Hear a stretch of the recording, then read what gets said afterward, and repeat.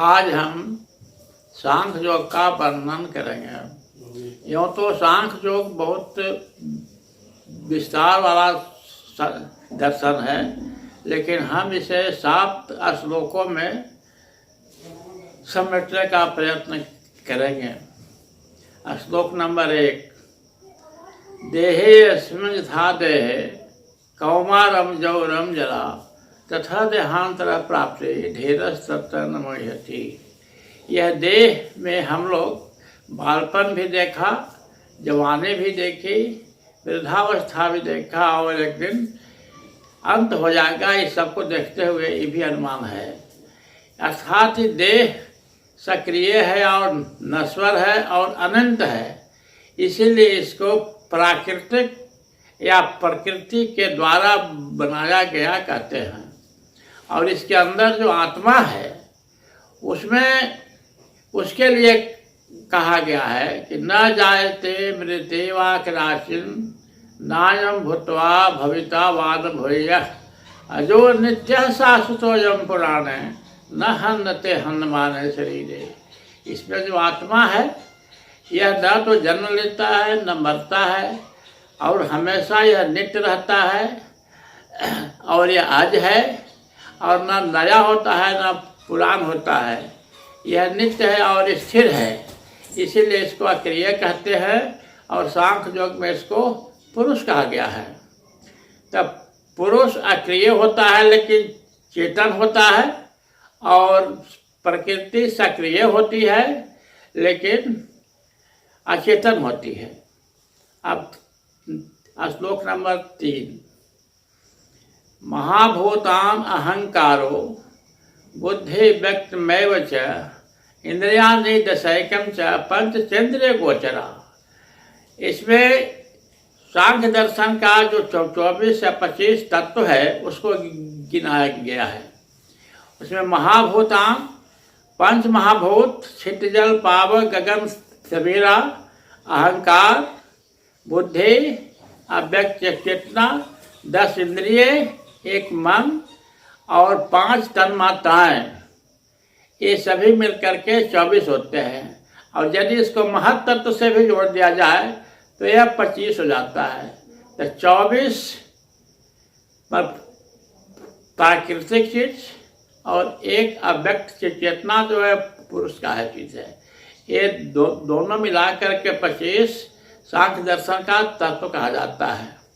अब हम आगे प्रकृति या पुरुष का क्या सक्रियाएं होते हैं, कब लोग इसमें बंधन से युक्त हो जाता है और कब बंधन से मुक्त हो जाता है, इसकी चर्चा हम कर रहे हैं। श्लोक नंबर 4। प्रकृति पुरुषम चैव विधि अनादि उभावपि विकारांच गुणांच हेतु विद्धि प्रकृति संभवात्। प्रकृति और पुरुष दोनों अनादि हैं, लेकिन प्रकृति में गुण और विकार दोनों हैं। गुण 3 गुण, रजोगुण, तमोगुण, सतोगुण, और विकार में इच्छा, द्वेष, सुख, दुख इत्यादि होता है। और आगे श्लोक नंबर 5। कार्यकरण कर्तृत्व हेतु प्रकृति उच्यते पुरुष सुख दुखानां भोक्तुम तुम हेतु उच्यते। कार्य कर्म के संबंध से कर्म की उत्पत्ति होती है और वह कर्म सुखदायक है कि दुखदायक है, इसका फल पुरुष भोगता है, आत्मा भोगती है, जीवात्मा भोगती है। अब इसमें कार्य कर्म के विषय में आपको संदेह होगा, तो इसके लिए हम कह रहे हैं कार्य 5 महातत्व और 5 तन्मात्राएं मिलकर के 10 कार्य में आते हैं और 10 इंद्रिय, 1 मन, बुद्धि, अहंकार 13 कर्म में आते हैं। यही कार्यकरण के पारस्परिक संबंध से इस कर्म का योग बनता है और वह योग में सुख और दुख होता है जो जीवात्मा भोगती है। श्लोक नंबर 6। पुरुषा प्रकृतिस्थो ही भुंजते प्रकृति जागुणान कारण गुण संगोसा सत्सर जोनि जन्मसु। पुरुष प्रकृति में तो स्थित है ये है, लेकिन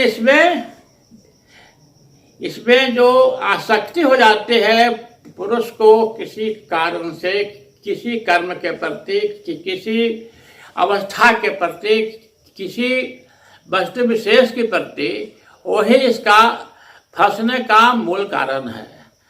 एक श्रीमद् भागवत का एक एग्जाम्पल यहाँ पर हम दे रहे हैं जो इसको उपयुक्त है।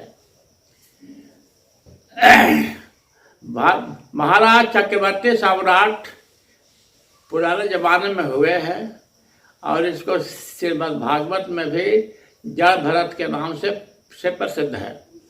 उनको जब वृद्धावस्था आई तो वे जंगल में चले गए अपने मुक्ति के लिए और कुटिया बना करके एक नदी के किनारे प्रणाम करके अपनी सिद्धि को प्राप्त कर रहे थे। और उसी वक्त जब वे सन्निकट हुए कि अब मुक्ति इनको मिल जाएगी, उसी क्षण प्राकृतिक घटना होती है।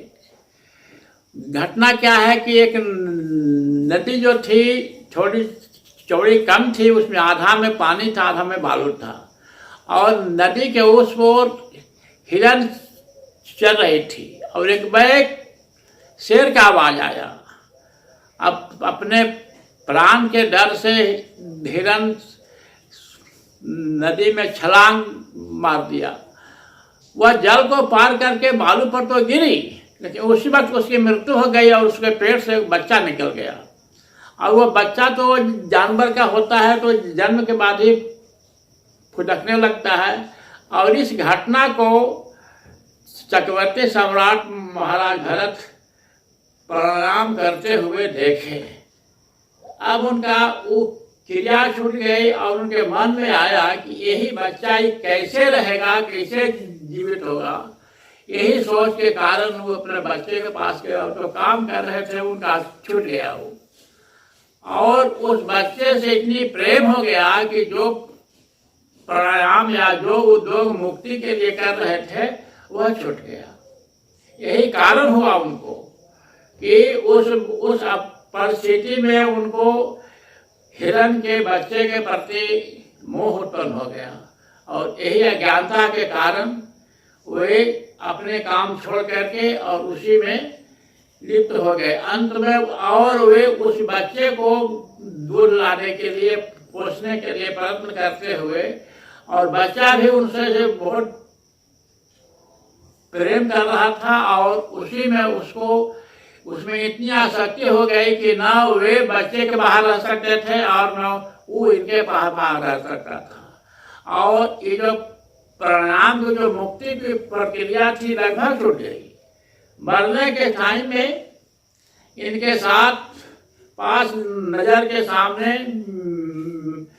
मृगा के बच्चा खड़ा था और उसी वक्त इनको देखते हुए प्राण का छूट गया। और ये कहाँ तो सिद्धि को प्राप्त कर रहे थे और अज्ञानता के कारण इनको मृगा जीवन में जन्म लेना पड़ा इनको।